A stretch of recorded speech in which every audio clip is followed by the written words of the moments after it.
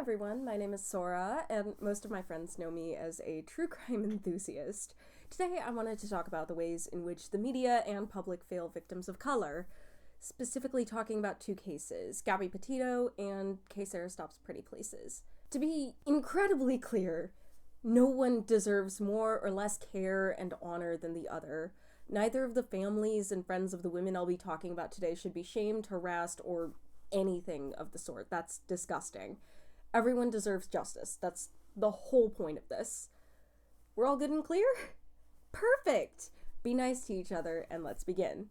The origins of true crime. In the 16th century, true crime started off as more of an elite-oriented genre due to being published mostly in written format in sensational pamphlets.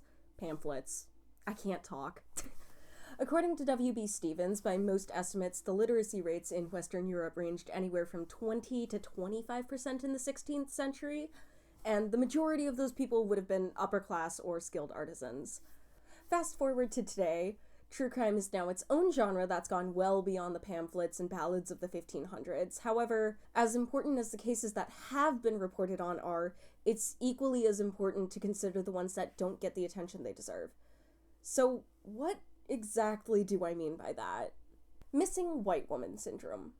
Missing white woman syndrome is the tendency for missing and murdered white women and girls to be overrepresented in media coverage compared to the actual rates.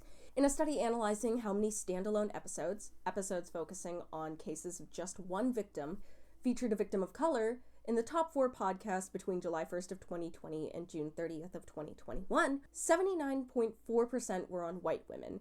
And this is specifically true crime podcasts, not like every podcast in the world. There were no standalone episodes that year featuring an Indigenous victim, though when reported as victims of an offender that had multiple, for example, a serial killer, they were in 5.4% of episodes. But hey, there's a lot of white people in the US. Maybe there's just more missing and murdered white women? Nope. The Missing and Murdered Indigenous Women and Girls Crisis. The acronym MMIWG refers to Missing and Murdered Indigenous Women and Girls. In the United States, data from the U.S. Department of Justice indicate that AI/AN, American Indian/Alaska Native, women experience murder rates that are 10 times higher than the national average. To put that into perspective, according to the International Workgroup for Indigenous Affairs, an estimated 2% of the United States identifies themselves as an Indigenous person, either alone or in combination with another ethnic identity. So, for example, white and Indigenous, or Asian and Indigenous, or just Indigenous, part of some tribe or another. Again, 2% of the population is experiencing rates of homicide 10 times higher than the national average. Assuming the data from the study done for July 1st of 2020 to June 30th of 2021 is still relevant, which, by the way, it probably is, that means that only about 5% of coverage focuses on a missing or murdered Indigenous woman or girl. There are only a handful of MMIWG cases to go viral in recent years, the most popular of which being the disappearance of Savannah LaFontaine Graywin. On the other hand, viral cases of missing and murdered white women number in the hundreds, if not thousands. This brings me, unfortunately, to the cases of Gabrielle Venora Petito and Kaysera Stops Pretty Places. Gabby Petito. While on a cross-country road trip with her fiancé in August of 2021, 22-year-old vlogger Gabby Petito went missing. When Brian Laundrie, her fiancé, returned to his parents' home on September 1st with Petito's van in tow, but no Gabby, suspicions arose. After 2 weeks of no sight or sound of her, Gabby's family reported her missing on the 11th. On the 17th, Laundrie also went missing, a few days after he had been declared a person of interest, which, for reference, just means somebody the police would like to talk to but isn't necessarily being charged or accused of a crime. That would be a suspect. At this point, the case had gone viral. It was impossible to open almost any social media app without seeing someone talking about it, and nearly every headline was about the ongoing investigation.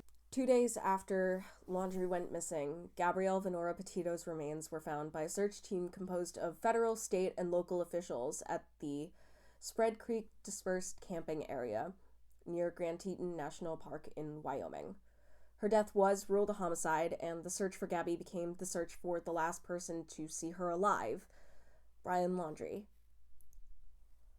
Almost a month passed before Teton County Coroner Dr. Brent Blue reported on October 12th of 2021 that Petito's cause of death was ruled to be strangulation. The manner, or reason behind it, was ruled homicide. The momentum around Petito's case had been building for quite some time at this point, and many people had already speculated that she was in an abusive relationship. For many people, this only further confirmed it. Strangulation itself is a form of assault that can have dire consequences physically and mentally on the victim, including death. According to a study published in the Journal of Emergency Medicine in October of 2008, controlling for the demographic predictors, the odds of becoming an attempted homicide increased by about 7-fold for women who had been strangled by their partner, or 750%. Brian Laundrie's remains were found on October 20th, with his death ruled a suicide. Found near him were a number of his items, one of which was a notebook containing a confession to Gabby's murder. Analyses of the two's relationship behind the camera and in front of it were abundant by that point. Victims of domestic violence were platformed, and the discussion surrounding the ways intimate partner violence could reveal itself in private and in public exploded. Resources were shared, and in a lot of ways, Gabby's story helped victims both speak out and find community. Laundrie's confession to Petito's murder and the discussion it sparked about domestic violence still lives on. According to the Gabby Petito Foundation, Gabby was a free spirit who loved travel, art, and nature. She was just starting her life as a van life travel vlogger and was so full of joy as her journey was just beginning. She created the YouTube channel, Nomadic Static, where she posted about her travels. Her smile could fill a room. She loved movies, music, healthy food, and created amazing works of art. Gabby was a wonderful big sister, the oldest of 6. They looked up to her and adored her. The tragic loss of Gabby has shattered our family. Our hearts will forever be broken.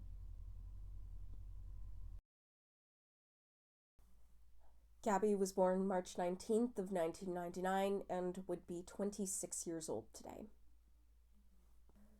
Kaysera Stops Pretty Places. I first heard about Kaysera Stops Pretty Places' case back in 2020 when I was a junior in high school and the pandemic was in full swing. I had just turned 17, just started listening to true crime, and had absolutely no clue what I wanted to do with the rest of my life, like most 17-year-olds. This case changed that for me. Just 3 years before Gabby Petito was murdered, on August 24th of 2019, Kaysera Stops Pretty Places went missing. Like many missing and murdered Indigenous women and girls cases, of which I'll be referring to using the acronym MMIWG, Kaysera was assumed to be a runaway. This is an assumption often made by law enforcement in both the US and Canada, that these women and girls are just runaways. These stereotypes even extend into the stories told about the MMIWG in Indigenous communities. One writer explained, "I was 11 years old when Dawn Nakedhead went missing. People in my community spoke about her disappearance in passing and sometimes used it as a story to scare kids straight and educate about the dangers of running away.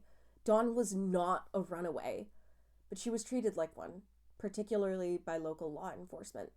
Similarly, as reported by the family, when we reported Kaysera missing, law enforcement indicated there was no need to search for her. She'd just be partying somewhere. 5 days later, on August 29th, law enforcement discovered her remains in the same neighborhood she'd disappeared in. But it wasn't until September 11th that the family was informed, and beyond that, were convinced to cremate her remains against their religious beliefs. The circumstances surrounding her death, by the way, were overtly suspicious.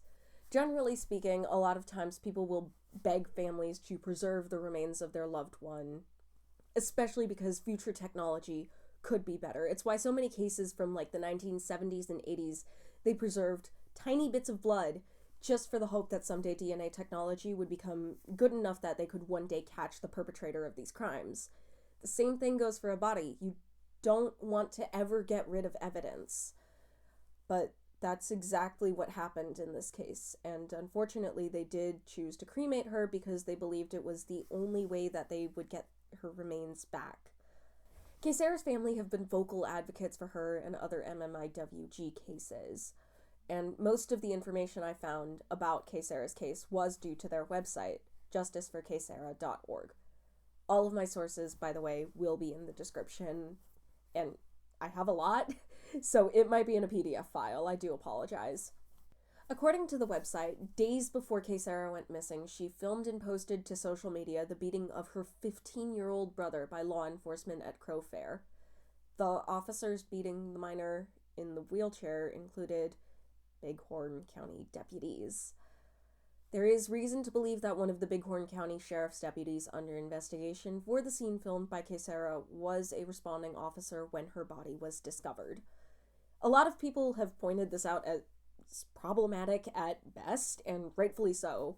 Rumors of police corruption abounded, extending to today, actually, and it only added fuel to the fire that the Bighorn County coroner Terry Bullis took Kaysera's remains to his personal funeral home before she was identified by the crime lab and coerced her family into cremating her remains, going against the family's cultural beliefs and destroying any evidence, like I just said.